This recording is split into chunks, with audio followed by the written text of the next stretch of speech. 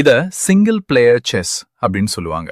இதோட விதிகள் ரொம்ப சிம்பிள். காய்களை இடது வலது அல்லது மேல கீழ மட்டும்தான் நகர்த்த முடியும். குறுக்காக நகரக்கூடாது. போர்டோட நடுவுல ஒரே ஒரு காய் கடைசியா வந்து நிக்கணும்.